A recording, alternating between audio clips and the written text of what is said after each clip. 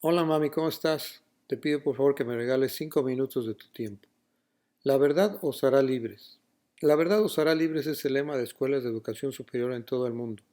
Por ejemplo, en México, la Universidad de Guanajuato y la Universidad Iberoamericana adoptaron esta frase como su lema.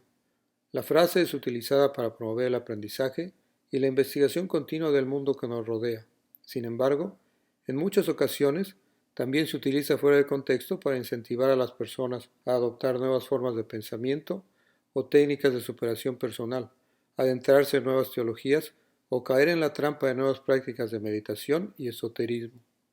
De ahí la importancia de conocer exactamente la raíz, el contexto y el significado de esta frase. ¿Cuál es el origen de la frase? La frase proviene del Evangelio según San Juan, capítulo 8, versículo 31. A continuación leeremos no solo ese versículo, sino los que le anteceden y los que le siguen con el afán de conocer el contexto en que la frase fue pronunciada.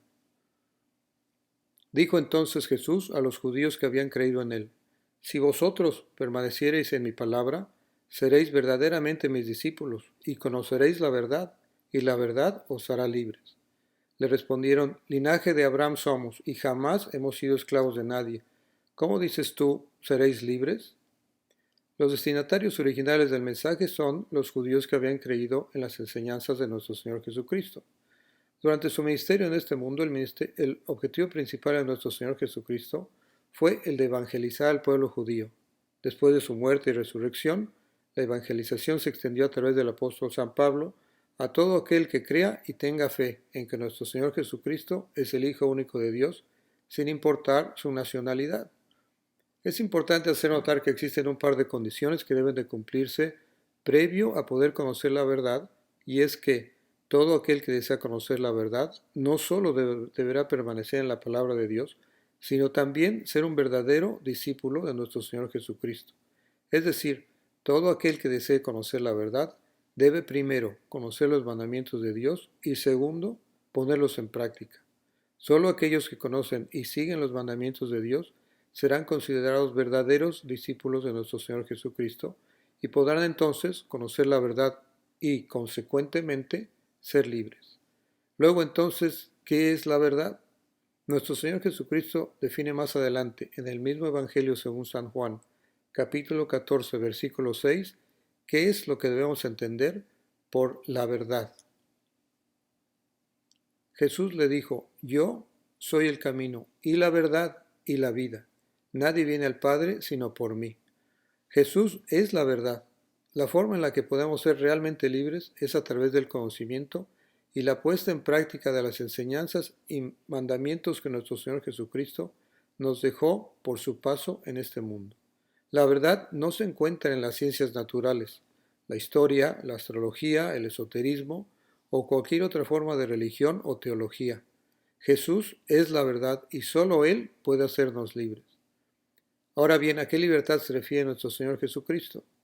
Nuevamente, es Él mismo quien responde a este interrogante en los versículos siguientes a la frase que hoy analizamos del Evangelio según San Juan, esta vez capítulo 8, versículos 34 al 36.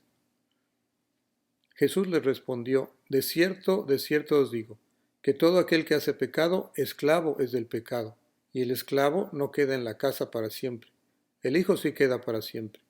Así que, si el Hijo os libertare, seréis verdaderamente libres. La libertad a la que se refiere la frase es la condición de ser libres de pecado.